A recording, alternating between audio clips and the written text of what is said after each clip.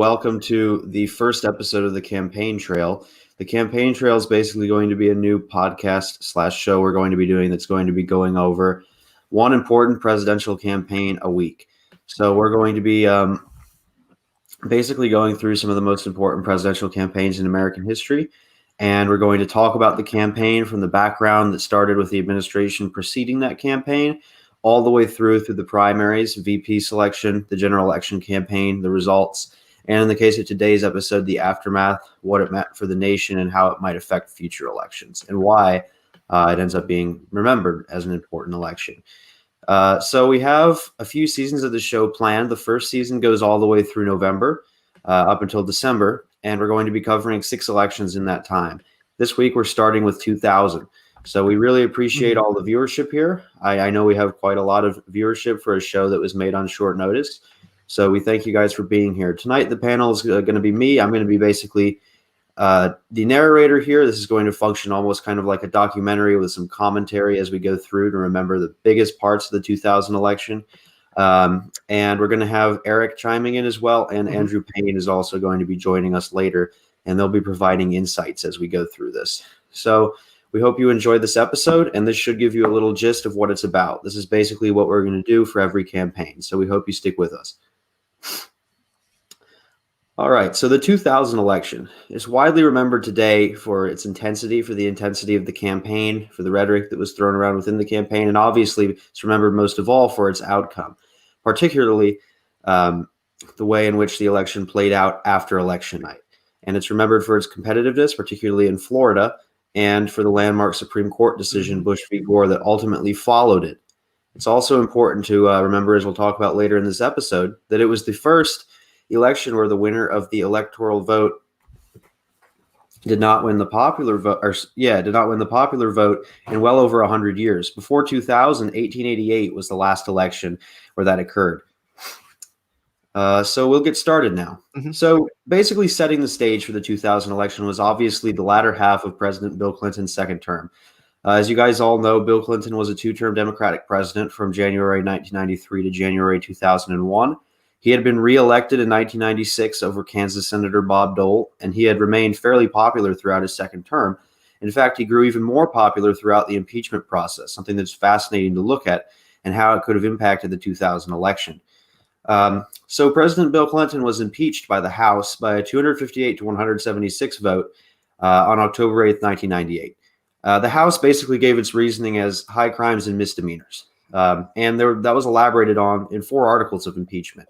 The first article pertained to perjury surrounding Bill Clinton's comments about his relationship with Monica Lewinsky in front of a grand jury. The House ultimately agreed to that article of impeachment. The second article was perjury relating to the Paula Jones case, another woman who claimed that Bill Clinton sexually assaulted her in Arkansas, and Lewinsky and Clinton, or I should say by extension Clinton, was involved in that case. The House did not agree to the perjury charge on that article of impeachment.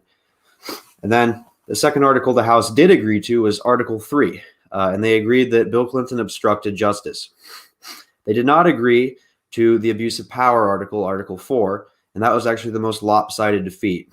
You had very few Republicans actually end up supporting that. Overall, you did have about 30 Democrats support the Bill Clinton impeachment. There were Democrats that supported each article. One Democrat even managed to support the abuse of power article. I think that was Virgil Goode of Virginia, who later became a Republican, if I remember correctly. But just for the sake of time, we'll go over basically the issues surrounding the impeachment. So as most of you know, Bill Clinton did have a sexual relationship with Monica Lewinsky in a marriage and as president. And the reason why that was such a big issue was because he had gone before a grand jury and essentially said that he famously did not have sexual relations with that woman. And that backfired on him and led to that first article of impeachment on perjury there. And the investigations into the Clinton administration that were the synthesis of this impeachment process, they actually didn't begin with the sexual assault stuff, or I guess you could say sexual assault for Paula Jones and sexual relationship that was consensual with Lewinsky. It actually started with the Ken Starr report that was investigating the Whitewater scandal, which plagued the Clinton administration at the beginning of the administration. And he was also investigating the firing of White House staffers, as well as the misuse of FBI documents. Now, after the Paula Jones case came into play here in this impeachment process, what you saw Janet Reno, the Attorney General, give Ken Starr, who is a private investigator, the essentially the ability to bring the two cases into the fold of his impeachment process, or his impeachment investigation.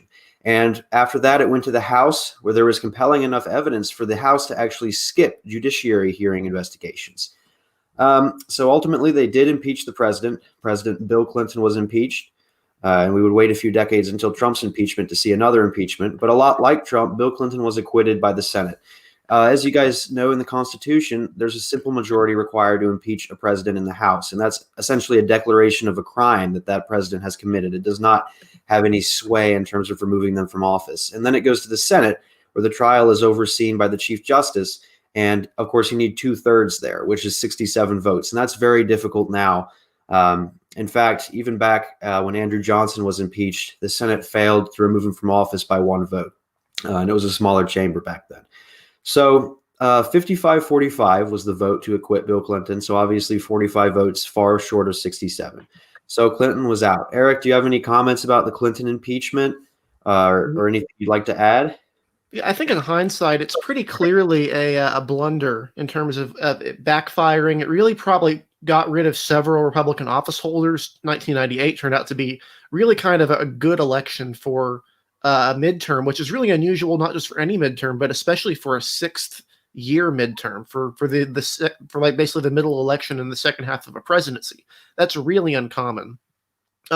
Voters may not have liked what Bill Clinton had done, but they clearly didn't feel that this was enough to warrant impeachment. And it really ultimately kept Bill Clinton popular throughout the end of his presidency, which in that regard is basically the exact opposite of what Republicans have been going into this thing wanting. Obviously, they wanted to remove him, but at minimum, they hoped this would end, the first impeachment in a century would change some votes. And clearly it did, but just the other way, because this did not go the way they had thought it would. Yeah, and actually, to add to your point, as we're just going to get to, one of the big questions surrounding Bill Clinton's administration during the impeachment was, how did his approval rating fluctuate? Mm-hmm. And you may think, well, impeachment, he must have done something very wrong. The American people are probably going to side with the House against him. Well, in this case, they didn't side with Newt Gingrich and the congressional Republicans. According to reliable polling firms like Gallup Poll, they actually overwhelmingly sided with the president. And during the impeachment process, Bill Clinton's approval rating essentially skyrocketed. In 1999, just at the beginning of the year following the impeachment in October, Bill Clinton's approval was at 73%. Those numbers are very uncommon. You typically don't see presidents getting higher than that, barring some exceptions like Bush Sr. during the Persian Gulf War and Bush Jr. after 9/11. So 73%, very impressive. And even when Clinton was leaving office in 2001, after the completion of the 2000 campaign, he had a 65% approval rating, according to Gallup. Mm-hmm. So that obviously harmed the Republicans in the 98 midterms. They lost seats in the House. Definitely didn't work like Gingrich had thought. And Gingrich actually, due to a corruption scandal, ended up just ending his tenure as Speaker and was replaced by Dennis Hastert shortly after. Mm-hmm. Yeah, and this really shouldn't have been surprising in hindsight. Going into this stuff, a lot of these sorts of allegations have been litigated before like in the 96 elections, 94. And Bill Clinton came out of the 96 election with a 10-point popular vote win. I mean, that almost a 10-point win. That's the largest margin we've had since 1984. And obviously, he didn't get over 50% of the vote, but that was because of Perot. I mean, he won states that today are unthinkable for a Democratic candidate to win. So the idea that this is going to impact things really, just in hindsight, it comes off as a mistake. And it's really evident in the polling because those numbers, 73%, over 60% is surprisingly good today. I mean, Obama started his term over 60% approval. Like that was what he came into office with. And that slowly declined. We haven't seen that number since. It's really just unprecedented that just in my lifetime, there was a time when a president had that in peacetime in the midst of a scandal, a legitimate scandal. Yeah. And, another thing we can look at to kind of quantify Clinton's popularity was, how was the country doing? How was the country doing during the impeachment? Because, there was a rally around the flag effect for President Clinton, but, there was some good reasoning behind that for his strong public popularity, because whether or not you're a Republican or a Democrat, you can admit that most of the economic indicators indicated a fairly strong environment. Clinton oversaw pretty robust economic growth during his tenure. there was around 4% annual growth. And during his entire tenure as president, there was record job creation. He actually oversaw the creation, I wouldn't say directly, but under his watch, 23 million new jobs were created. So you saw a very steady decline in the unemployment rate. And I'll actually put up a graph here. This is the Clinton economic panel. So the only category that wasn't looking good for Clinton during his presidency was GDP growth. GDP growth was somewhat unsteady up until 2000, and it started going down at the end. But what most of the American people saw and cared about, and why Clinton was so popular, and this was an issue in the 2000 campaign, was overall a good economy. Inflation rates went down, and unemployment went down. This is probably the most stark graph you can see. If the unemployment, you can see there right around the 92 campaign, where the economy sank President Bush. By the time of the 2000 campaign, unemployment had done essentially a sharp decline, if you look at the overall curve. And yeah, that was and those, yeah, for the president as well. And obviously, if most people are going to associate that with a president like that, so the rally around the flag effect does make some sense. Yeah. And towards the end of that term, I mean, you're talking about the economic indicators. There, a lot of that was because mainly of the dot-com bubble, which was just a nature of the fact of tech growth. You had some other stuff. I know my area at the time basically went from a boom to bust economy with manufacturing, furniture, and textiles, but those were all fairly limited sorts of things that they didn't impact the larger consciousness as much as modern recessions. I think it was generally understood that the dot-com bubble was a correction that was bound to happen. You had pets.com, you had all sorts of other bizarre websites that were doomed to fail. And that was just part of the correction of that cycle. So I don't think a lot of people took that out on Clinton personally. It certainly didn't come out in the voting in 2000. Yeah, I mean, and a lot of voters did credit Clinton for the economy, and that happens with popular presidents. If there's a popular president that has relatively bipartisan approval and there's a good economy, a lot of times voters will really commend that president for that. And vice versa, if the economy is bad, the president will often be sunk in his reelection bid for that purpose. And, it's just something voters do. Overall, the president doesn't quite have as much of an impact on the economy as they like to tout during the campaign season. But when we look at it from the voters' perspective, it is an important issue, and that's why I wanted to bring it up. But real quick, since we're moving on now, the 2000 election. So 2000 is one of those years, and we've seen this throughout presidential history, where you've got, in this case, a vice president trying to hold the White House for their party after 2 full terms or 8 years of one-party rule in Washington. And oftentimes that's a difficult task. More often than not, candidates who have been running to hold the White House for their party when there's already been 8 years of that party's rule in Washington typically don't succeed. Now, I'll start with the exceptions. There are 2 exceptions here. One of them is pretty extreme. In 1948, as you guys know, President Truman, who started off as a senator from Missouri before he was appointed to be the last vice president for Franklin Roosevelt.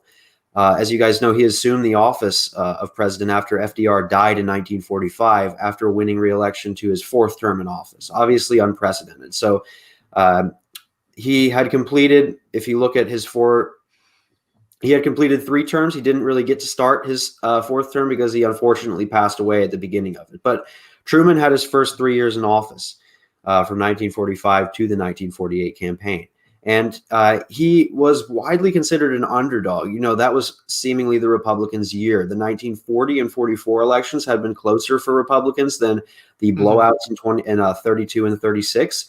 And in fact, their candidate, New York Governor Thomas Dewey, was young, appealing, handsome, and he was actually the guy who had run in 1944. So he thought it was the year. The journalists thought it was the year. The polling thought it was the year at the time. In fact, I mean, there's a famous anecdote where, the newspapers all printed essentially that Dewey had won the election. And there's the famous picture of Harry Truman holding up the newspaper saying Dewey defeats Truman after he had won the election. And he actually won the electoral college by a pretty decent margin. He had a wide margin victory. It wasn't incredibly close in the electoral college. So that's one. He won that term. And after him, 2 years of Eisenhower. So that's one exception, or 2 terms of Eisenhower. So that's the first exception. The second exception is 1988, and that was after 2 terms of President Reagan. And initially, the economy had dipped a little bit in 1987, which had kind of stunted some of the perception of Reagan, especially in the Rust Belt. Working class job growth had shrunk a little bit at the end of Reagan's term, kind of reminiscent of where it was in 1982 when he had that mini recession before the economy rebounded. And there was also the Iran-Contra scandal, which Dan Rather would stress very highly, particularly in that media interview against George Bush, his vice president, who ultimately ended up winning the election. So initially, Mike Dukakis that year, the challenger, looked pretty much poised to win the presidency. He was leading in the polls, but we can. I like to attribute a few things to Bush's victory in that election against Dukakis. One of them is definitely Lee Atwater. Whether or not you like Lee Atwater, and I admit he did often use race baiting tactics, particularly with that Willie Horton ad, he was very effective at turning voters against Dukakis. The two most prominent ads from him in that election, the revolving door ad with Willie Horton criticizing a policy that Dukakis had done as Massachusetts governor about revolving prison doors, and also criticism. There was another ad criticizing Massachusetts Bay, calling it incredibly dirty, Boston Harbor, and they were basically trying to portray Dukakis as a hypocrite because he was pushing very hardly for strong environmental standards nationally, and they were saying, how can you do that when you can't even control your own state? I know it's cliche, but the other things that people remember from this campaign, the bad opening debate performance for Dukakis, as you guys probably know, Dukakis was asked by Bernard Shaw of CNN, basically, he was asked, would he support the death penalty if someone murdered his wife? And he said no. And I think that just came off as pretty cold to most Americans, especially even though there had been rising dissatisfaction with the death penalty. I mean, when you look at cases like Gregg v. Georgia, which actually reinstated the death penalty for Furman v. Georgia, you had approval polling showing the death penalty certainly declining in popularity, but that still seemed cold. And finally, this really ended up pretty much allowing Bush to retake the lead in the polls. It was Dukakis' tank gaffe, which then again, the Bush ad team essentially spun backwards to make Dukakis look effectively like a clown who didn't really know how to handle military affairs. And that contrasted against Bush Sr.'s record as a war hero who had been shot down in World War II. So they kind of blew that election. And for the sake of time, I'll use the last 3 minutes to talk about examples of the trend we're talking about. So instances in which someone, oftentimes a vice president, was running to maintain the White House for their party, even after that party had held the White House for 2 terms prior. 1960 is a good example, a very close contested election, probably one of the most, if not the most important presidential campaigns of the 20th century. We're going to be talking about that race later this season. But Vice President Nixon, who had served under Eisenhower for 2 years, ended up losing to John F. Kennedy. It wasn't particularly close in the electoral vote. Kennedy took over 300 electoral votes, but it's remembered for being incredibly close in the popular vote, one of the closest in American history. In 1968, the White House flipped again. Obviously, Kennedy was unfortunately assassinated in 1963, and from 1963 to 1969, LBJ was president. He was reelected in 64. He tried to run again in 1968, but he pulled out after a poor primary showing in response to the growing discontent within the Democratic Party about the Vietnam War that was propelling candidates like, for example, prominently Robert Kennedy before his assassination. The 1968 race ended up being between Vice President Hubert Humphrey, who kind of had the nomination handed to him, really the last convention where the convention really mattered. Basically, the party bosses selected him as a nominee, even though he had no popular support. And he lost to Richard Nixon. So White House flips again. In 76, you've got, at that point, 8 full years of Republican rule, and you would have had the Watergate scandal in 1974. 74 midterms were brutal for Republicans, and Jimmy Carter won. In 2000, as you'll find out if you don't already know, Al Gore did lose despite winning the popular vote. And I'm not going to spend time on that because that's basically the rest of the hour of this episode. In 2008, John McCain, poor economy, blamed for the unpopularity of Bush Jr. at that point, lost in a landslide to Obama, who kind of ushered in a message of generational change and was kind of one of those candidates that is someone you don't see very often. And that's going to be another election we talk about actually next season. Because obviously, since Obama was the first African-American president elected, and the really generational change in the results of that election are both 2 driving factors that are very important to its consideration there as an important campaign. And 2016, another one we'll be talking about as an important campaign. Similar to 2000, both Clinton and Gore won the popular vote but lost the Electoral College, but obviously that resulted in President Trump winning. So, Eric, we have about 1 minute before we move on to the actual meat and potatoes of this election campaign. Do you have anything to add? No, I think that's a pretty good overview of the situation. I mean, there's a lot of factors going on, and there's definitely some stuff I want to go over in discussing this election because it truly was an interesting I consider this a realignment election. I think this is pretty clearly a realignment election in a lot of ways, and this is something where you can see some vestiges of party support that had kind of hung on for a while, ultimately kind of vanish and fade away. And part of that does come from this underdog campaign. Obviously, 500,000 votes isn't a whole ton, but it is one of the rare elections where a candidate did lose the popular vote. If you go by the total, I believe this is the fourth out of five. I don't consider I would consider it the third out of four, because one of those elections I think was illegitimate in the 1800s. Yeah, I But don't it's count very rare. It's 1824 'cause it's unprecedented. a different scenario. Because in 1824, no one got an electoral majority Yeah. at all. Well, also, I believe the one that was the Tilden, the election Tilden was in, Yes, that where, was yes, the first one. technically he won the popular vote, but also black voters were disenfranchised in the entire South for the first time. So I really don't consider that to be a scenario. But this is definitely the first time in modern history that this Yeah. happened, and I think it caused a lot of eyebrows to be raised about the Electoral College that previously hadn't really existed. Well, yeah, I mean, it didn't happen at all during the 20th century. The Mhm. last time it had happened prior to this was over 110 years in 1888. Mhm. So Yeah. obviously not something that happened in the modern era with this much turnout and full voting rights for women and minorities as Mhm. well. Yeah. So Really I guess, unprecedented. yeah, so we're gonna just welcome Andrew onto here. He's gonna stay with us to discuss, and Mhm. perfect, just in time as we get into the actual campaign. Okay, so we're going to be starting talking about the Democratic primary. So, like many before him who had been running to maintain the White House after 8 years of rule under the president they worked for, Vice President Al Gore was the favorite to win the Democratic nomination. And he ultimately did. And he maintained that favorite status throughout the campaign, Mhm. or throughout the primary campaign, I should note. So he was considered kind of an heir to President Bill Clinton. But as we've talked about before, his campaign, and he embraced this strategy, decided that even though Clinton was very popular and the economy was good, that they would be more immune to Republican general election attacks if he distanced himself from Bill Clinton. And there are some theorists, and we'll get into this later, who argue that that actually ended up harming him. They talk about that in the 2000 Crystal Ball book, how he may have lost core support from some of the core Clinton base by distancing himself too much from Clinton, and that he seemed hypocritical for Mhm. taking credit for the solid economy and other Clinton administration hallmarks while simultaneously distancing himself from his boss and colleague that he had energetically supported 4 years earlier.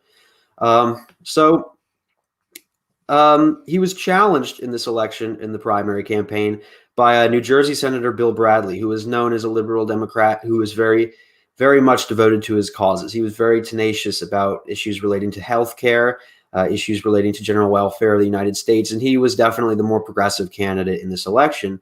And that might be part of the reason why you can see him doing decidedly better in primary contests in New England. Whereas Gore was known as the more centrist Democrat from the South. He was a senator from Tennessee, as you guys know, before he was selected as VP in 92. And that was actually interesting because normally they would try and balance the Democratic ticket. That year they had Mhm. two Southerners on the Democratic ticket. And Bradley was a popular guy. He was a basketball star at Princeton University. And after that, he took his spot in the Senate. A little bit of trivia. When he won in 1978, New Jersey hasn't elected a Republican senator since 1972. So that seat flipped in 78, and he held it for decades. He was famous for closing tax loopholes in the 1986 tax reform bill, which he touted in this campaign as well. And overall, basically what you need to know about Bradley, he didn't have a particularly large amount of momentum because Gore was essentially the establishment pick that year. But he did, and similar to McCain in the Republican primary, he did manage to tighten the polls by a couple points and get up to about 33% of the vote going into the primary campaign. So talking a little bit about that primary. So it started off kind of competitive, at least a little bit for Bradley, even though Gore was the decided favorite in the polls. He often had double-digit leads in national polls. So the Iowa caucus, Bradley actually picked up the support of the Des Moines Register newspaper, quite an important endorsement in that Iowa caucus, and he managed to take 37% of the caucus vote, which, given his national polling lead, was actually pretty good, 37%. And he came even closer in the New Hampshire primary, the next contest. And he actually only lost that by 4.2 points. He did very, very well in New Hampshire. And he did very, very well throughout New England. He got 42% of the vote in Connecticut, 41% of the vote in Maine. 37 in Massachusetts, 40 in Rhode Island, 44 in Vermont. New England was definitely his stronger region. And he was some argue, I've argued, read that in the 2000 Crystal Ball book about 2000, that they basically attributed that to his more liberal persuasion as a candidate there. And his policies were more appealing to New England Democrats. And it was kind of similar to John McCain in the Republican primary. The libertarian conservative vibe of New England really mixed well with John McCain's straight talk campaign style. And that's why he did better in New England. Obviously, he had that breakout win in New Hampshire we're going to discuss later that helped start off his campaign and make him a formidable challenger to Bush in that primary. So, unfortunately for Bradley, he did not perform very well outside of the Northeast. And his momentum quickly dried up despite very good fundraising numbers. And that effectively led to him dropping out of the race. And that gave Gore the nomination. On the Republican side, Bush also started off as a pretty strong front runner. And he had pretty strong polling leads as well, a lot like Al Gore in his primary campaign. Similarly, just like Bill Bradley did well in New Hampshire, John McCain did very well in New Hampshire and actually won the state by 18 points. This kind of launched him into dark horse status among the media as a potential candidate to beat Bush, who had been the Republican frontrunner, obviously the former president's son. His father still had a lot of influence in the Republican Party, and he was the governor of Texas prior to this campaign. McCain was the U.S. Senator from Arizona. And I've talked about this previously, and I'll ask you guys real quick when we're done discussing the primaries.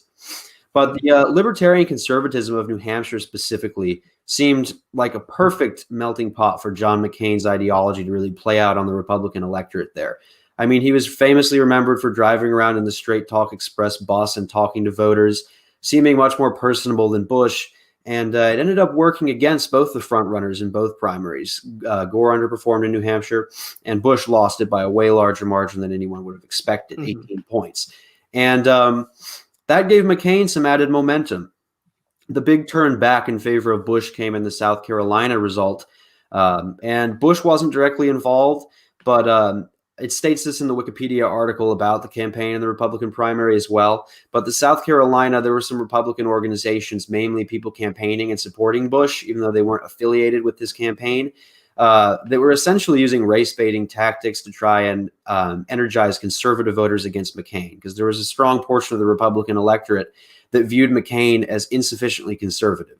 And one of the rumors included false accusations that he fathered a child out of wedlock, and it was actually a boy they had adopted from Asia. His wife and him had adopted a boy from Asia, but they claimed it was an illegitimate African American son, I think.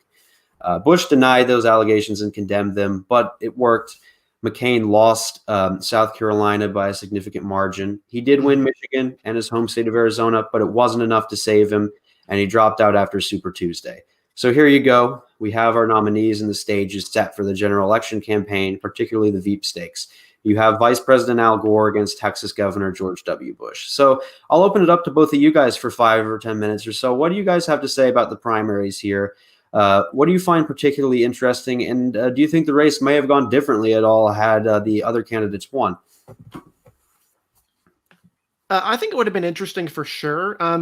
I think really one thing that's really hard to understate here is just how popular, like how successful the Al Gore primary was, even though he distanced himself from, from candidates, from his president, Bill Clinton.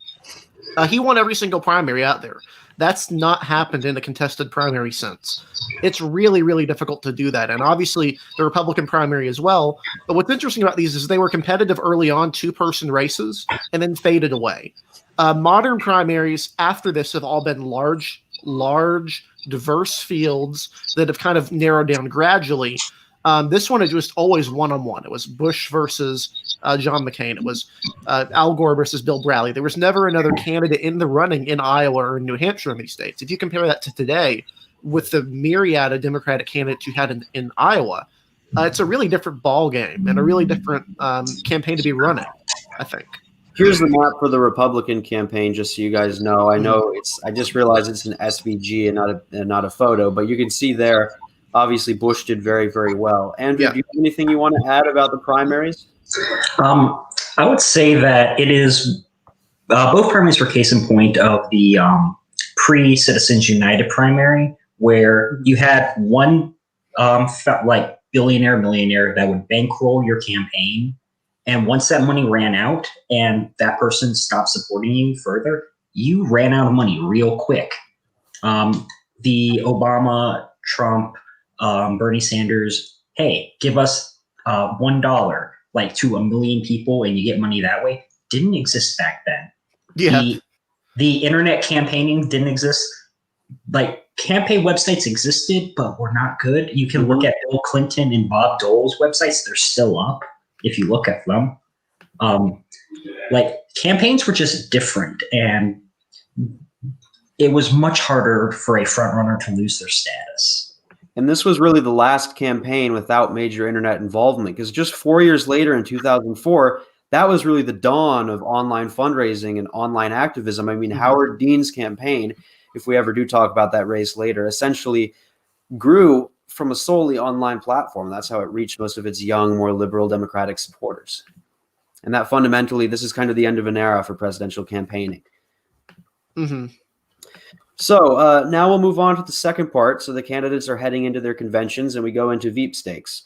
So if you look at the short list, which I have up for both candidates, the Bush campaign actually picked Dick Cheney to head the vice presidential selection committee. So he initially was not at all viewed as a prospective vice presidential candidate, but rather was viewed as the head of the selection process. And there was a pretty rigorous selection process. They had to complete an 83-question form about their backgrounds, showing that the Bush campaign was quite dedicated, like even above the normal standards of dedication associated with past campaigns, finding the proper nominee. Some of the other nominee potential choices besides Dick Cheney were the longtime senator from Missouri, John Danforth, John McCain, the runner-up in that primary election, popular Republican Governor George Pataki from New York, and Tom Ridge, another popular governor from Pennsylvania. A potential complication with Ridge would have been, of course, that Tom Ridge is pro-choice, whereas George Bush was obviously courting a more his compassionate conservative message was really aimed more at religious voters, winning back a lot of the South that had voted for people like Ronald Reagan before, but had also gone to Bill Clinton. So I can understand why, in hindsight, that didn't happen, because it would have really been an unusual situation to have, a pro-choice a ticket where one of the candidates is pro-choice and the other is pro-life. I don't think that's actually happened since. However, the parties weren't necessarily completely sorted on that issue. In the 2000 cycle, Bob Casey Sr. had just gotten out of office as governor of Pennsylvania, I believe 2 years prior, and was Ridge's predecessor. So, and you still had numerous pro-life Dems, and if you wanted and pro-choice Republicans, mainly in the suburbs, and the few that remained in the cities. So if you wanted to shore up support there, you could have gone with that. And Pennsylvania also had that weird dynamic where the Republicans tended to be pro-choice and the Democrats tend to be pro-life. Notable examples would be Arlen Specter being pro-choice. Really unusual situation. I mean, and even weirder, if you look at the map today, obviously, I think a meme on election Twitter is who is the Ron Klink George Bush voter. Obviously, both of those candidates lost Pennsylvania, but if you look at the maps, Rick Santorum won counties like Montgomery. He won counties like Delaware, which is today, or at least ring close in them.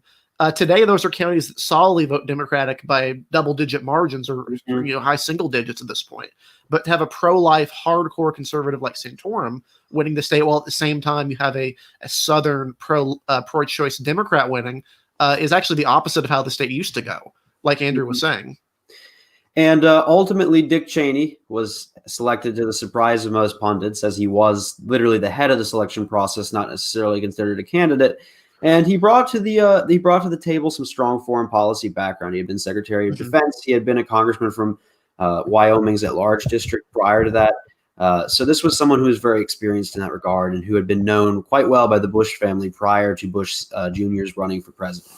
He also brought to the ticket an electoral problem, which was that if he hadn't switched his registration from Texas to Wyoming, there would have been a situation where the electors from Texas would have been unable to vote for both of the candidates, because the Constitution prohibits a state from casting its electoral votes for two candidates from their home state. So obviously he switched it back to Wyoming, and he had And he had a credibility from being from Wyoming, obviously having represented there, and his daughter, living there now. But that was a genuine problem that has not been encountered since.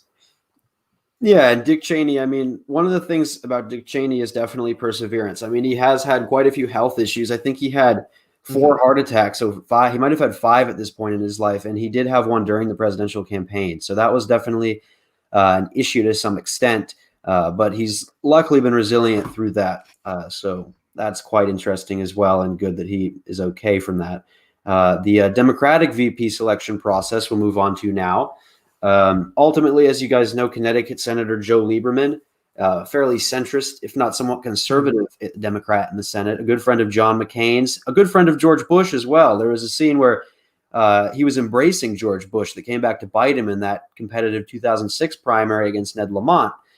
He was embracing Bush during the State of the Union. So other candidates that were potentials, Senator Evan Bayh of Indiana, who would retire in 2010 and lose a comeback bid for his seat in 2016. John Edwards, who would be the 2004 Democratic VP pick and then go down in flames after committing adultery while his wife was dying in the hospital of cancer. Dick Geffert, who had run for president in '88 and had been the Democrats' leader in the House for quite some time at that point, since Tom Foley. And you had John Kerry and Jeanne Shaheen as well from Massachusetts and New Hampshire, respectively. And ultimately, Lieberman's pick was significant because he was the first Jewish American picked to be vice president. And Al Gore did do this somewhat strategically, trying to appeal to the strong population of Jewish voters in South Florida, ultimately many of whom did not even get to vote properly, thanks to Florida's confusing ballot design and ballot counting irregularities, which we'll discuss further as we get into the end of this election. If you don't know about this election, you're in for a pretty funny story, because if you think it's boring right now, it's definitely not boring at the end of. I mean, it's basically this is at the same time one of the most milquetoast, whatever however you pronounce it, elections in American history. Fairly generic. Both candidates fairly likable. Neither running on an extreme platform. I mean, you could argue Bush was socially conservative, but chaos. I mean, it literally went to all of a sudden Bush being a compassionate conservative whose initial goals included education reform and healthcare reform, to being the demon that had sought to advance conservative rule on America because of this one Supreme Court decision that we'll go over later. It was really kind of a shock, to say the least, because certainly today, Bush is not considered to be some extreme conservative. In hindsight, that he's called many. I don't think many people would call him that. Okay, just for the sake of time, we're going to keep on moving here. The Democratic convention that officially nominated Gore and Lieberman as their ticket was held in Los Angeles, and it was the first Democratic convention there since 1960. The Bush-Cheney convention was held in Philadelphia, and that convention actually occurred before the Democratic convention, which ended up actually giving the Democrats a little leg up in their convention boost, and that helped buoy Al Gore up into first place in the polls for most of September. And I guess we'll briefly talk about polling as well as we get into this general election campaign. For most of the cycle from the beginning of the year forward, George Bush had actually been leading in the poll. He had a fairly reliable polling lead, even up until August. In September, it started to fade, and Al Gore started to lead by single digits in most of the polling. And then in October, right around debate time, it started to shift back, and you started to see George Bush begin to take back the lead in the polls. And going into the final election day average of national polling, George Bush was actually favored to win the national popular vote, if you look at that metric. And one of the things that was actually quite fascinating had to do with the crystal ball. And they actually talked about in 2000 how some pundits were expecting a potential reverse outcome. So as you guys all know, the election ended up going where Bush won the electoral vote without winning the popular vote. And since I know in a past episode of the report, I've said this backwards like 6 times in a row and can't say it correctly, I'll try to do the best I can without messing up, because for some reason my brain doesn't like to say this. I can help you out if need be. Okay? I'll have Eric say it. So basically, people were expecting Al Gore Just you say it. I'm going to mess it up already. So people were expecting that Al Gore might win the electoral vote and lose the popular vote. Exactly. Ultimately, it became the other way around. George Bush won the election while very, very narrowly losing the popular vote. We're talking under half a percentage point, not an exceptionally large margin like 2016, where it was 2 percentage points. This is very, very narrow. And it's distributed across a lot of states. And really, I think people overstate this, obviously, because you had a third-party candidate like Nader. You had some other people on there that made it unusual, and a bunch of really competitive states that could have gone the other way. Because if you look at this map, there's a ton of electoral possibilities that could have happened that didn't. You see competitive states here that have not been competitive since, or have been marginally competitive. There are electoral combinations here that would shock people today that almost happened. Because we're talking 5 states that were under or around a percentage point, which is just shocking, I think, in modern times. Yeah, and we're going to spend essentially the last 20 minutes looking at results. That's what we normally do. Obviously, we have to focus more as well on the end and the outcome of this election because of the court case, but we'll be doing that later. But yes, it's very interesting because out of the 4 elections, and I'm excluding 1824, where a Republican was elected president without the popular vote, there's never been an instance where the Democrat did that. The opposite flipped way around. I mean, it's always been a case where the Democrat won the popular vote in those 4, but lost the electoral vote and thus didn't become president. So it was reasonable to see why some people were expecting that, because Bush was ahead in the national polls, but swing state polls individually were kind of close, especially in Florida. Al Gore ended up tightening the gap in Florida going into the final days of the election. So it was a reasonable argument. And had it happened, that would have been fascinating. Looking at the way trends are going now, it's something that I don't think we're ever going to see. But if we do see it, it will certainly be very fascinating. So people had talked about the possibility in 2012, of course, but ultimately that didn't come to pass. Yeah. So we'll move on now to the general election campaign. So we're basically going to be talking about everything involved in the general election, main policy issues, criticisms of policy from both candidates, common phrases and gaffes, and scandals as well that impacted the race.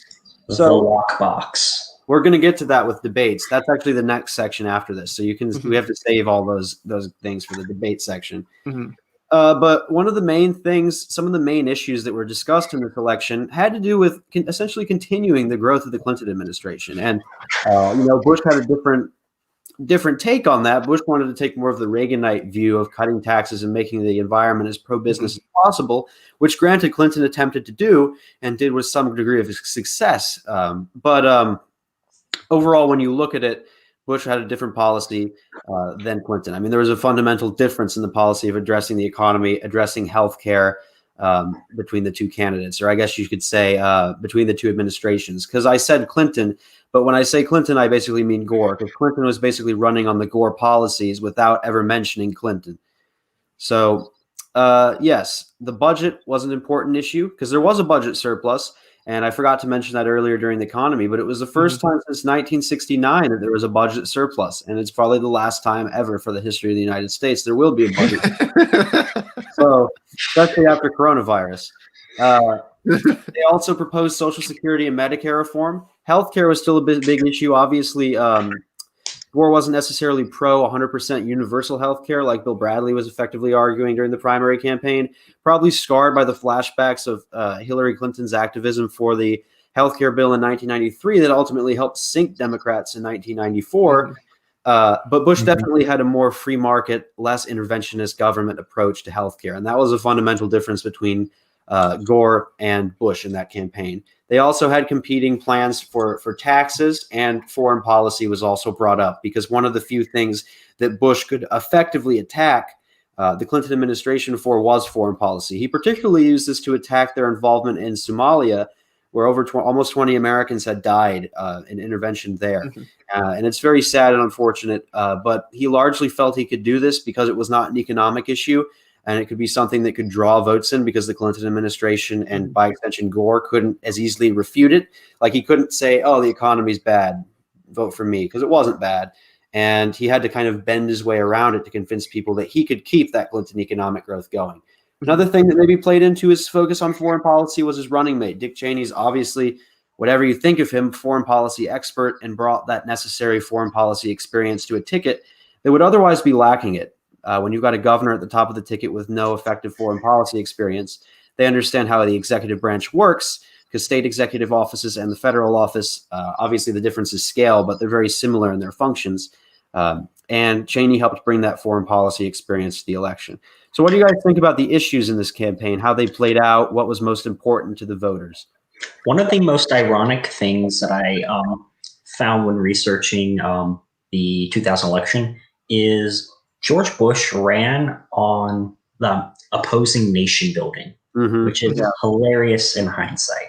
Yeah, there is a quote where he did say, I don't think our troops ought to be used for nation building during the campaign, which is really ironic because that's pretty much what George Bush is remembered for now by most people that aren't interested or apathetic to politics. Yeah, he got forced into it, and obviously his term was kind of derailed ultimately in terms of his priorities. His ultimate domestic priorities were overshadowed by the pressing international crisis that really had come out of nowhere. Obviously, people knew there were inklings of stuff going on, but nobody had suspected something like it. So, I mean, obviously that, but it's definitely interesting to look at. It's similar to Woodrow Wilson declaring that he's not going to enter World War I, or FDR saying he's going to stay out of World War II. I mean, sometimes you're forced into things, and in hindsight, it looks pretty weird, but he did run with, and I think part of it was a reason why he had to do that is because he had, I can go into third-party candidates a bit in a while, but he had to deal with the Reform Party. Pat Buchanan was running, who had been a force in the Republican primaries, was running on the Reform line on a platform like that, and he had to appeal to a full spectrum of conservatives, to some of whom that was an appealing message. It's definitely really interesting in hindsight, though. So overall, I think both candidates basically ran as moderates. Overall, pretty sad. Part of George Bush being a moderate is due to the fact that Democrats still control the legislature and the lieutenant governorship in Texas, which is more powerful than the governorship. So there wasn't much conservative red meat that he could pass. But the nation didn't want conservative or Democratic red meat at all. They just wanted to keep the good times going. Well, they wanted a continuation of that third way political philosophy that had been introduced by Clinton in 1992, because America was going well. Obviously, it was pre the 9/11 catastrophe. The economy was still strong. That also brought up something else I wanted to mention about FDR and Wilson. Obviously, they saw the war developing before they entered it. 9/11 was really a tragic jolt that kind of jolted the United States into it in a way that we didn't expect, which makes it different from the lead up to a war.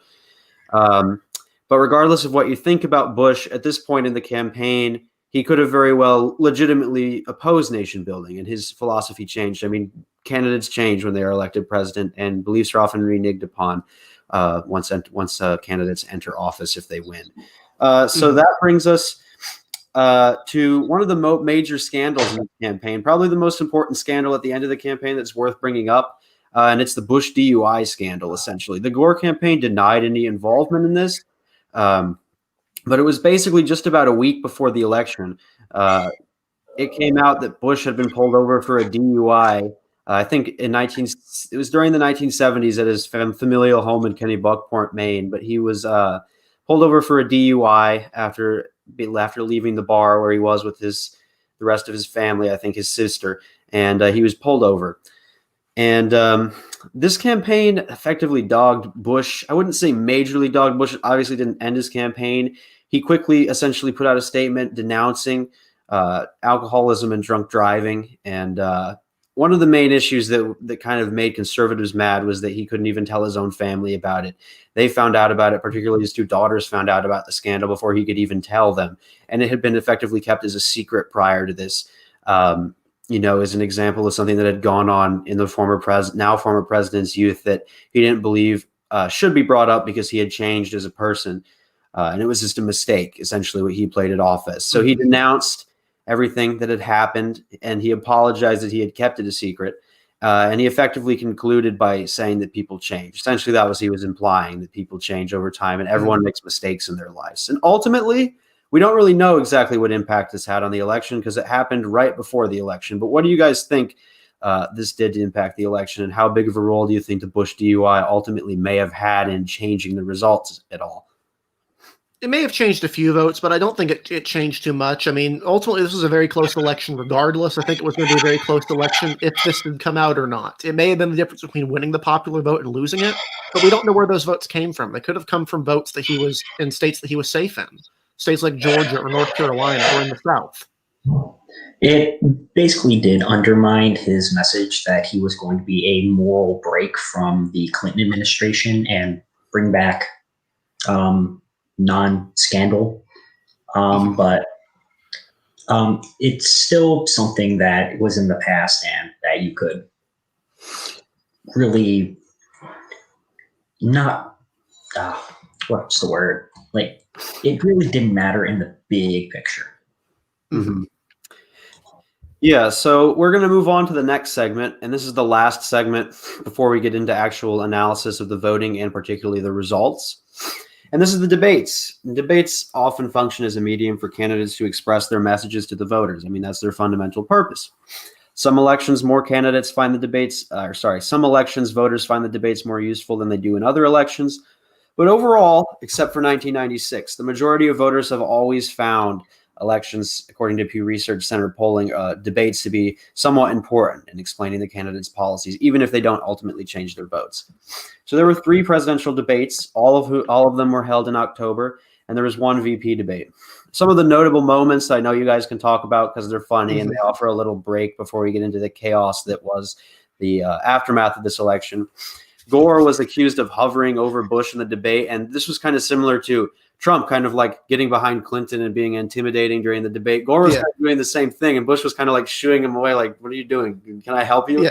Except Trump's was meant to be kind of funny. I think Gore thought his was going to be like intimidating. Like he was going to answer like he was pushing Bush to task on it, but Bush was just able to literally shrug it off. He just literally. So I mean, it's if we had the video clip, I'd show it. Gore was being a little bit a bit awkward with that for sure. Yeah, he literally. So Bush was explaining something. He was being tasked with accusing of something of Gore, and he was explaining it, and Gore just kind of walks up to him and stares at him, and then as he's walking up, Bush just kind of nods, just kind of funnily, and it just kind of undermined the entire whatever Gore was trying to do.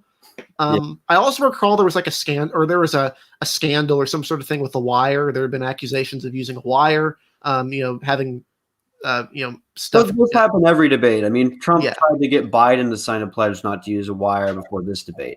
Yeah, that was a kind of an online thing in the nascent years of the internet. That was kind of something that showed up on the internet message boards and whatnot. Another thing that Andrew brought up earlier that was a really big message in that first debate that Gore honestly never shut up about was keeping Medicare and Social Security in a locked box. I think he said the word locked box at least 50 times during the debate. Yeah. I mean, that's an exaggeration, but he said it a lot. Yeah, which needless to say, there is no lockbox for Social Security and Medicare, whether he was using that as a literal or figurative. Draining funds out of Medicare and Social Security, cutting the budget. So keep it in that locked box. Ultimately, it wasn't in the lockbox, and now it's close to going bankrupt or insolvent by 2023. So Al Gore's probably like rolling around angry right now. Yeah, it was kind of the Rubio, what was this line in the 2016 debates? Barack Obama like not being who he said he was. Save this for the 2016 episode. Yeah, but it's very similar to that in terms of the 2016 is going to be our wildest episode. There's a point where repetition turns into just inanity. Yeah, it became the meme of the cycle. There were also some other quotes. Well, we're still on the lighthearted stuff. Fuzzy math. Bush said that a lot against Gore. Whenever Gore would quote like precise economic statistics, Bush would kind of brush it off and say it's fuzzy math. And Bush was also mocked on SNL, and this is kind of the beginning of the Bushisms that would dog his whole presidential administration. Strategy or whatever, strategy. And if you know President Bush, he means well, but he made quite a few gaffes like that over the course of administration. So this was kind of the first preview for the American people, the very first. So without further ado, we get into the final. We get into the election itself. We get into our results. So first off, I'll show you guys. Here were the results from the election. It ended up being very close. Electorally, it was very close. You kind of saw the traditional coalitions going on here. The Republicans resurged in the South overall. In the 96 election, Bill Clinton carried Missouri, Arkansas, Louisiana, Tennessee, Kentucky. He carried all of those states in the South. And those states all flipped back. Even Tennessee, which was the home state of Al Gore, was still close. Now, these states were still close. Arkansas was still competitive. Missouri was very competitive, very close. and Tennessee was close. Kentucky and Yeah. Louisiana, not quite as much. I know Eric wants to talk about this, but you see overall Bush clawed back a lot of that territory from Clinton and made it close election. Yeah. If you ever watched the debate coverage, and actually I'd recommend doing so it's easily available on YouTube. You can watch kind of the archived video coverage. One of the things that really what was kind of funny towards the end of it was the Gore campaign was really, thinking of it, they were really, relying on winning Tennessee. And you had Donna Brazile late into the night after Tennessee had been called, like, I think we're going to win Tennessee. I think it's going to come back. And there was the news anchors just kind of staring at her like, we've already called Tennessee. It's really not going to go back at this point. They thought they had it in the bag.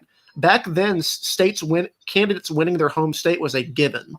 I mean, it was that if you're from that state, you win it. Today, that's obviously not the case. We've had, there have been some examples of it, but generally speaking, it's not going to give you a huge bonus. But I have a margins map here to kind of go over things a little bit more to kind of really show the competitive states of this cycle, because there were 11 states where the vote was within 10% of the popular vote.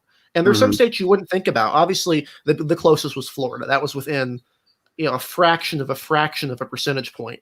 But the next closest was New Mexico. Florida specifically in a little bit. Don't worry. Yeah. The next closest was New Mexico. Then you had places like Wisconsin, Iowa. Oregon was the 5th closest state in the cycle, and there's a reason for that. That's not really related to either candidates. You even had other ones. Harrison mentioned that obviously Louisiana and Arkansas weren't particularly close, but they were closer this cycle than Virginia and Colorado. To give you context today, West Virginia was closer than Maine's 1st congressional district, which is the more liberal of the 2 congressional districts. There's really some stuff here you wouldn't see anymore, and a lot of it goes down to Ralph Nader.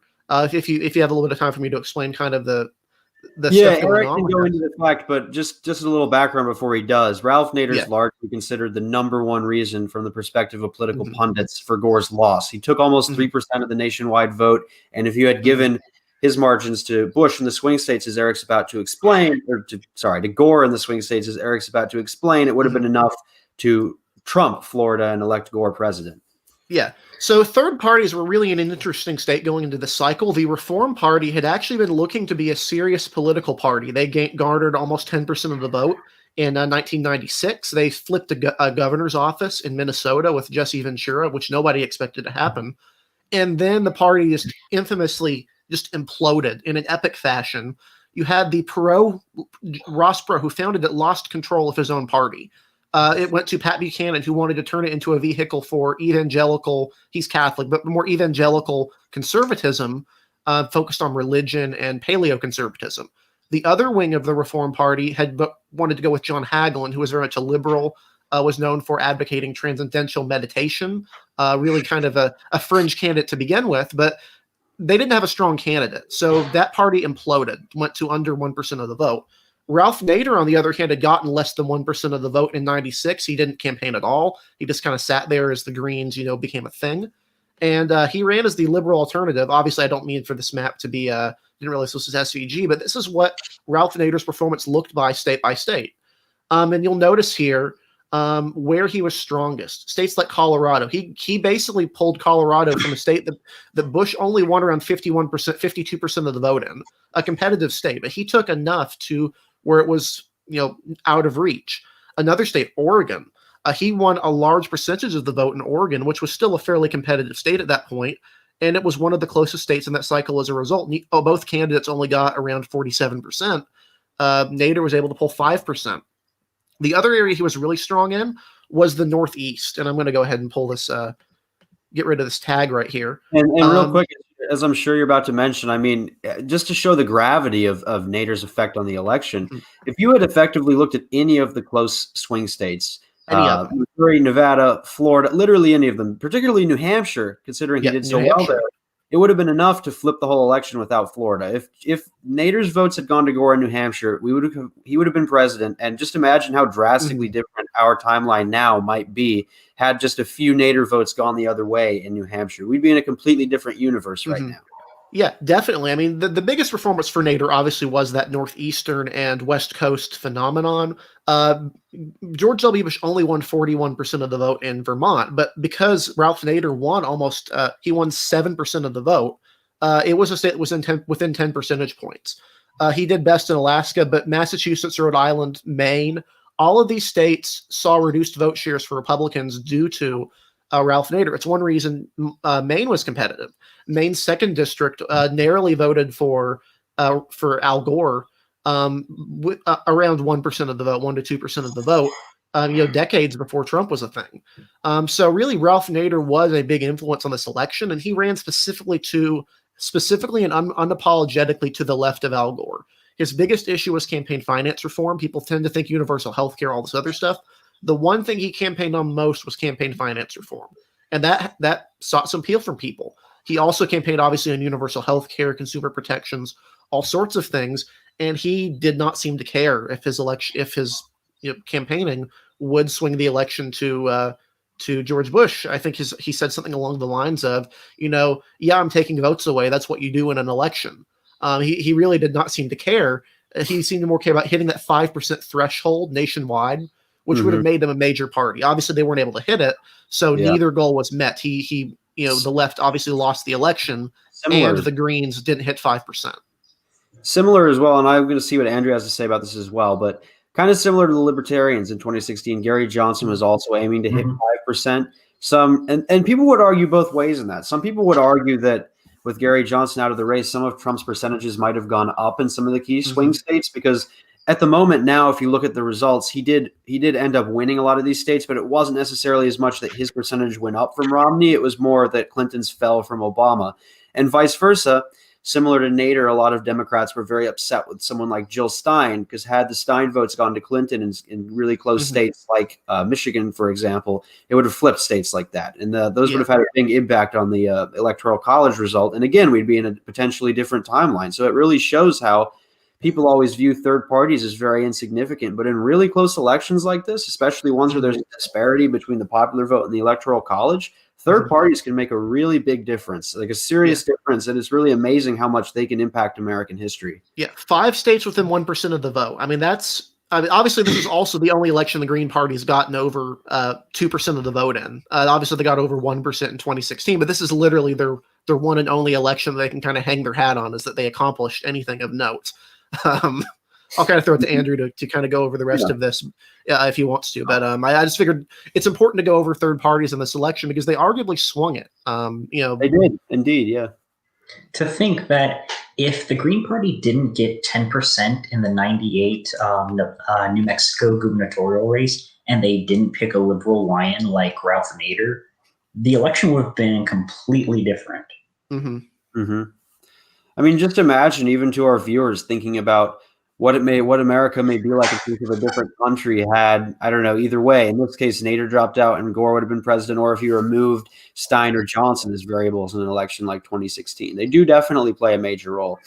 So that brings us to basically what 2000 is most remembered for, and basically the epitome of Florida's to be characterized as the marquee swing state, the swing state. And it has been very, very close in every election since 2000, except 2004, where it went to Bush by over 5%. But just to briefly share my screen here so we can take a look at the results in Florida. It's worth noting this isn't the only swing state this cycle. This is just the only one of these super uber close states that went to George Bush. You had states like Wisconsin, New Mexico, Iowa, and Oregon that all went to Gore by under 7,000 votes. We're talking about Florida. I'll just clarify because that's a good point by Eric. We are talking about Florida not because it's the only close state, because it wasn't, but because it was the significant state. The other states didn't go to Bush. Didn't have lawsuits. Yeah, this is the only state that Bush didn't go to Bush either. This is the only state that Bush won by less than 1% of the vote. His next closest state was New Hampshire, which he won by 1.3% of the vote. Whereas Gore had a ton of states where he won with under 0.5% of the vote, under 7,000 votes in all of these states. This is the only one of those states that did not go to Gore. And there are a lot of reasons people will talk about why this did not go to Al Gore. And there's contention to this day. But just looking at the results first, one of the big flaws people have with our electoral college system now is that it's not proportionally allocated by the percentage of the popular vote that each candidate will get in the state. For example, Bush can win by 400 votes or so, 0.01%, and he gets all 25 electoral votes. So that's definitely been a criticism by both parties, depending essentially on who wins in an election year. But Florida, incredibly close. Very, very close that cycle. And, the Florida election, there's a lot of controversies that surround it. I'll briefly talk about a few of them before we get into the court litigation, and then I'll have you guys talk about it because this is something to focus on because it's very important. So Florida started off being called for Al Gore. Then the call was retracted by the media networks when the rest of the states started to come in. After that, they called it for Bush later in the night. And then the networks had to recall it a second time and remove the call. And this was a big failing for the networks. And just like we're going to talk about how this led to reform in ballot making, particularly in Florida, we're also going to talk about how it impacted the media and how they reformed the way in which they make calls. And I hope, for God's sakes, they don't make any dumb mistakes this election. It's Florida, it's expected. Pandemic, so I'm expecting this to be like 2000, but like in a bunch of states instead of just one or two. But basically, one of the big criticisms of Florida was ballot design. You had very confusing ballot design. And I'm bringing up, just so you know where some of these anecdotes are coming from, they're coming from the 2000 book by Sabato's Crystal Ball. They do one for every election and midterm cycle. I highly recommend you get them. So these are just kind of some anecdotes that I have memorized essentially from the first chapter. So basically the butterfly ballot design throughout Florida, particularly in South Florida, was considered one of the major aspects of essentially voter suppression in Florida. It did not function properly. You had voters in South Florida, and yeah, there's a good example of a butterfly ballot.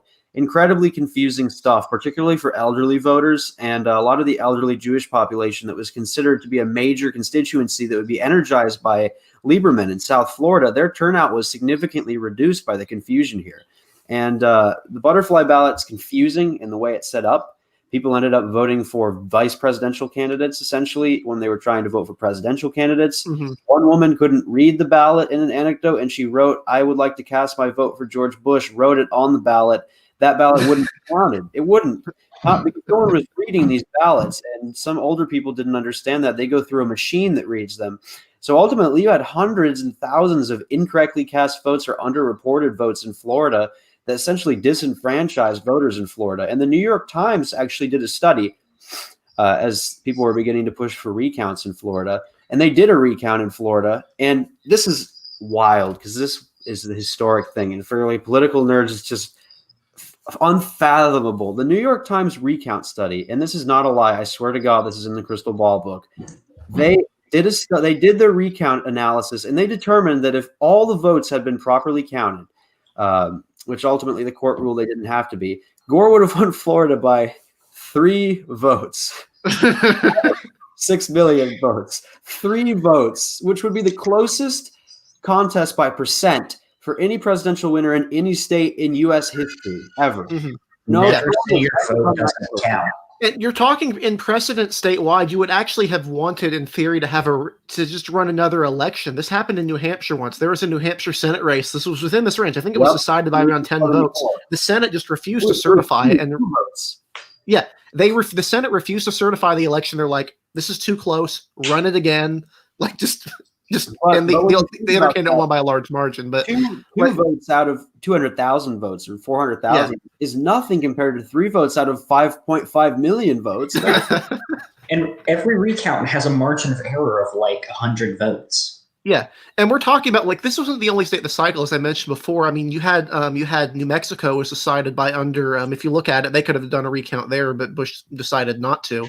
Was decided by 366 votes, but in New Mexico, that's 0.06% of the vote. And in Florida, you're getting into fractions of fractions of fractions of fractions. Unbelievable fractions. We'd have to ask some of the Twitter math geniuses to calculate the actual number. Yeah, but the greatest fractions, the best fractions you've ever seen. No, you're probably talking about, like, I mean, honestly, I'll calculate it for you right now. I'm just curious. I'll put it into the calculator. It's just to show our viewers just how amazing this is. And I'm just doing my best estimate here. And it's unprecedented to this day. I don't think we've had another state that's been decided by under 1,000 votes in the presidential races since then. It's like 11. It's like 11 or it's like 11 or 12 zeros, I think. Or more. We've had numerous state legislative races that have tied. The most recent one being 2017 in Virginia, where they just picked a name out of a hat. Yeah. Imagine if the presidential election was decided by that. If there's a imagine if it came down to deciding breaking a tie in Nevada, and they do it by drawing a card. High card wins.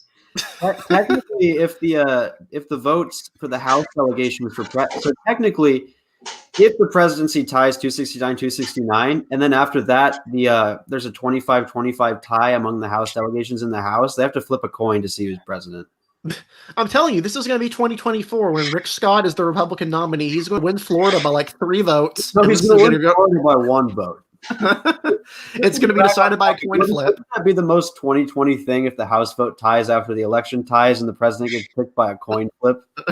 I think at that point you just have riots in the streets. You just you have another civil war probably, but we have to get back on topic now. Yeah, for sure. And, I mean, one other thing to note here is, of course, things you want to talk about with Florida before we talk about the litigation.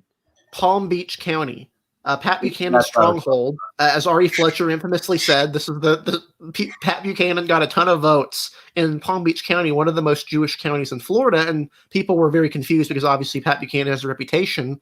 And when Ari Fletcher, who was I think Bush's press secretary or one of the higher ups in his campaign, was asked, he said, "Well, he got so many votes in Palm Beach County because Palm Beach County is a Pat Buchanan stronghold." Like that was his literal terminology there. And that goes to the butterfly ballot. I mean, you look at the butterfly ballot. If I'd bring it up again, but it's not really formatted. You could easily vote for the wrong candidate. Talk a little bit about that before we move on to the litigation, because this is the peak of just barely getting into what counts as not voter suppression technically under the law, but is clearly the worst way you could design a ballot ever. Yeah, I'm going to pull it up again here real quick. Even for the more adept analysts like us and stuff, it's kind of confusing to look at. I mean, I think it's pretty easy to make a mistake if you're rushing through this or if you have poor eyesight. I mean, look at this ballot. Yeah, here we go. Oh, it's. I mean, it's atrocious. It's indefensible. If you look at it, Eric. Yeah, there we go. Can you see it? No. Okay, sorry. Let me. But it's atrocious. I think there were memes in The Onion. There was a video about a voting machine there that Florida had designed, which was like composed of like 1,000 levers. Like this all came from this sort of thing. If you look at this right here, this ballot is horrendous. You vote for. So if you want to vote for George Bush, you press this button, which is right here. If you want to vote for Al Gore, you're supposed to press this one, but it could look like you press this one because that's right. That's closer to Al Gore's name. Yeah, they should have put it all in one line. I don't know why this is so hard. Why did they just? Yeah, because it's Florida. I mean, it's Palm Beach County. It's South Florida. Usually, it's Broward or Palm Beach that have these sorts of problems. I know that's the meme is Broward. In this case, it was Palm Beach. And this confusing ballot design is part of the reason why you can see if you wanted to vote for George Bush, he's at the very top. It's almost impossible not to notice who George Bush is. It'd be very difficult for you to press the wrong key. Okay, but if you want to vote for Al Gore, talking about older voters with poor eyesight, I mean, I know it's cliche, but button 4 and button 5 are so close together, you could easily make a mistake. And that's why Pat Buchanan got a lot of votes. It's not because Palm Beach County was a Pat Buchanan stronghold. Exactly. It's because the ballot design was horrible. It nullified Lieberman's ability as the first Jewish VP nominee to energize Jewish voters in South Florida. But basically that ballot design, and there is a similar design in Indiana this year where you essentially have to look at the number next to all the candidates. You have to bubble it in like a test for like the SAT, for example. You have to bubble in who you're voting for. See, we should have brought Jenya in. We should have brought Jenya in for this because she could bring some much needed clarity to this. It's nonsense. How does this get out of the drawing board? Like, how do people look at this and you know what? That works. Andrew, what do you want to say real quick? You have to design things for the stupid people. Right? It's not even necessarily stupidity sometimes. I mean, that ballot design is just confusing. I mean, and when people made mistakes, some people realized it and they tried to double punch, and then that invalidates the ballot because you voted for 2 people. And that's before we get into the whole hanging chad. People were circling, people were bubbling. Yeah, the hanging chads, another big meme of the presidential election. It's like you pressed the button, but it didn't puncture the paper enough for it to count. Yeah, exactly. I mean, I honestly wouldn't even call this voter suppression. It's unintentional voter suppression because it's just stupid ballot design. And thankfully, a lot of places have reconsidered their design, and Florida is much better at this now. 2018 aside, they have gotten their act together in general regarding this. They're one of the better states in terms of getting votes out early, having ballots that aren't horribly designed as far as I know. with the exception of Broward County, apparently, because Brenda Sykes, whatever her name is. It just much of this is just wrong that anyone who is competent could look at that butterfly ballot and be like, you know what? We should redesign this because it doesn't. Maybe we should put the candidates in one line instead in one line, using columns, so it looks like you're voting for 8 candidates at once, and then you don't press down hard enough, and then there's just some guy looking at hanging chads, like confused, like what am I doing with my life? Any other ballot ever in terms of things. I mean, if I get a ballot in the state of North Carolina, the candidates are listed like the way they're listed normally, all in a line. And this one, there's 2 lines. It doesn't make any sense. Yeah. So on that note, I think we'll move on to the litigation stuff surrounding this, because you've got some, obviously this is the meat and potatoes of the end, the final resolution to this campaign. And it never fully resolved the tensions that began to grow here. I mean, this is kind of the birth of polarization slowly, and it slowly developed and churned to where we are now. But, there was significant protests, there were significant protests at the Supreme Court for both sides. Gore and Bush supporters were protesting at the Supreme Court. So where did this all start? It started with a petition that was supported by the attorneys of Al Gore in Florida to petition the state Supreme Court in Florida to rule that there should be recounts of the Florida ballots. Had there been recounts, obviously we can't know for sure with some irregularities, but we probably would have had, Gore won by 3 votes in that New York Times recount. Either way, it would have been very close, whether it went to Gore or to Bush. But probably more votes for Gore would have been counted had they done that. And the Florida Supreme Court handed down a 4-3 ruling that there would be recounts allowed in Florida for the undervotes and the unreported ballots. And the Supreme Court took on the case because the Bush campaign was appealing the decision of the Florida Supreme Court. And actually in a 7-2 decision, only Justice Stevens and Justice Ginsburg dissented. But initially, at least for that part of the decision, a good chunk of the court, including some of the Democratic appointed justices, they agreed with the general concept that it was unconstitutional under the Equal Protection Clause of the 14th Amendment to hold those recounts. Now, one correction here was only one Democratic justice, which would be Justice Breyer. The other one was David Souter, who was a Republican, but had become part of the liberal bloc by that point. Yeah. And someone like John Paul Stevens was technically a Republican appointed justice, but had a very liberal record on the court. Even more so than someone like Earl Warren, who was famous for the due process revolution on the court in the mid-20th century. But a lot of people argue the decision was done backwards. Some people found it hard to grasp the court's initial argument for how it violated the Equal Protection Clause, because it almost seemed like they were limiting voters and limiting their right to vote rather than increasing them. But this is what the court ruled, regardless of what the opinion is from the court. And regardless of what you think on the court's opinion. And this effectively concluded the campaign season. It ended the election. Al Gore conceded. The attorneys went to rest. The people calmed down or began to calm down, and they just accepted that it was going to be 4 years of President Bush if they didn't vote for him. Obviously, the significance here, first election since 1888 where the winner did not win the popular vote. And like Eric brought up earlier, since women couldn't vote back then and blacks in the South were disenfranchised, this was really the first election in American history in which everyone could vote that didn't, where the electoral vote didn't reaffirm the mandate of the popular vote. And I do want to give a little bit more clarity into the Supreme Court decision, if that's all right, just to be clear on what so the Equal Protection Clause argument was basically that most everyone agreed upon, aside from Ginsburg and Stevens, was that you can't have different counting standards in different counties. Their argument was that, which 7 of the 9 justices agreed upon, was that you needed to have the same standard in every county. I think that's a fairly reasonable one. The big one was whether the date that had been established would be the one they have to meet. It was over the date of recounts and whether or not a recount could conclude. Scalia explained later, basically they just wanted to get this thing over with. They didn't think the election could be drawn out. There are various reasons, people argued over that point. I need to mention as well that I forgot to mention earlier, and I don't know why this slipped past me, but arguably the more important part of the court's decision was the second decision. The first decision, just to clarify, basically said that what Eric said, you couldn't have different methods of recount in different counties. The second decision, which for some reason I forgot to mention earlier, actually ended the campaign season by saying no method of recount could be allowed in any form in Florida. And that was a partisan decision, 5-4. Yeah, and they were running up against the there was a time constraint. The Electoral College was going to meet on December 18th, And that decision was handed down on the 12th.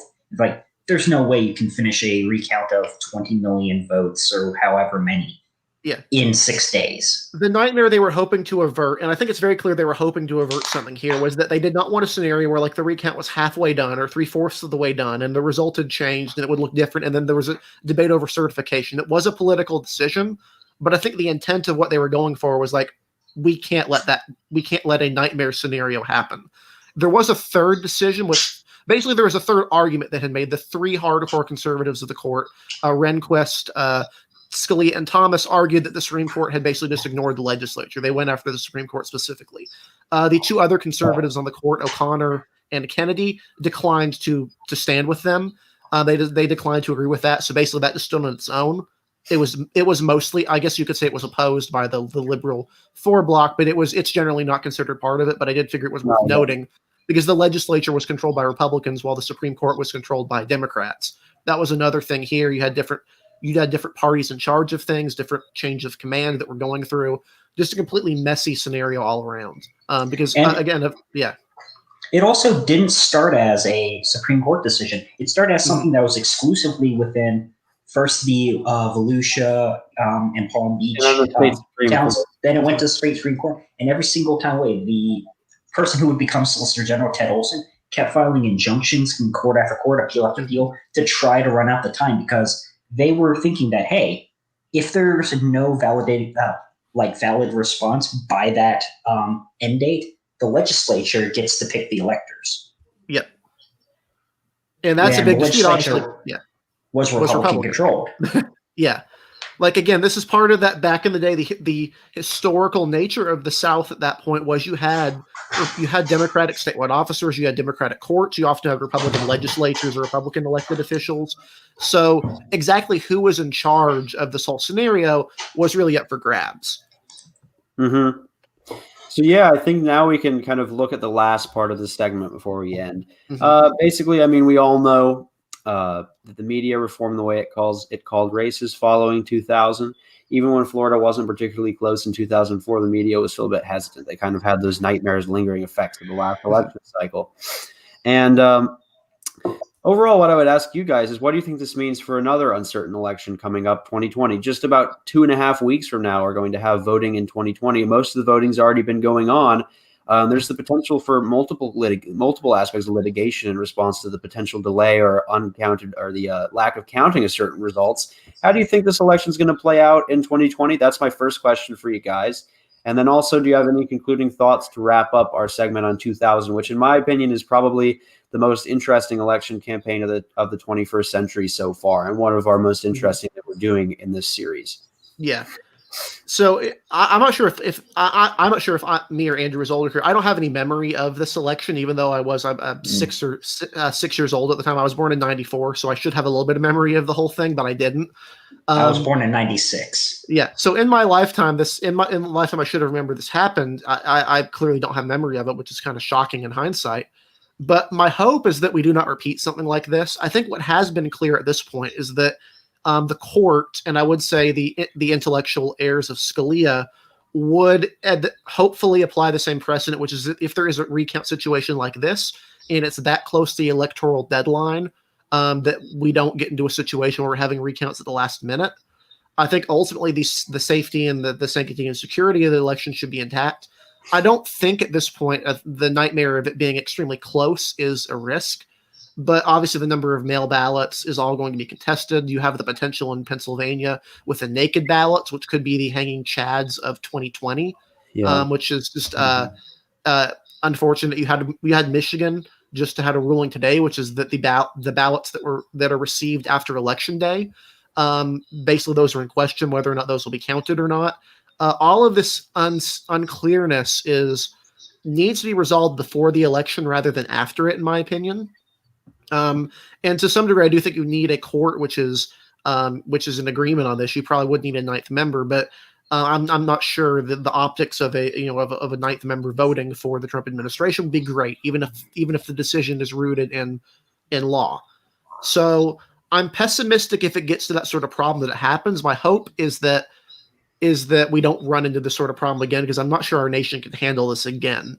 this level of partisanship Especially with an not to even this more degree with this level of polarization and stress from the coronavirus. Yeah, because I think you look at that election, the popular vote was off, but the election was close. I think people were willing to forgive it one time because neither candidate got a majority of the vote. Clearly, it was a fluky situation. There were a lot of competitive states that were being looked at, so it's kind of forgivable in that regard. And of course, California wasn't as close as everyone thought it would be. It was originally thought of as a marginally competitive state, turned out to be not competitive at all. So my hope, again, I'll say, is that things proceed smoothly and that the court does not need to be involving itself unless something really bad has happened. And I hope that does not happen. And do you have any last thoughts you want to say about 2000, just real quick, and how it relates to 2020? I will say that I really hope that we don't have courts deciding elections anytime in the future, because with Bush v. Gore, people believed that the court was above it all, nonpartisan. Within the last 10 or so years, it has been seen as a partisan instrument.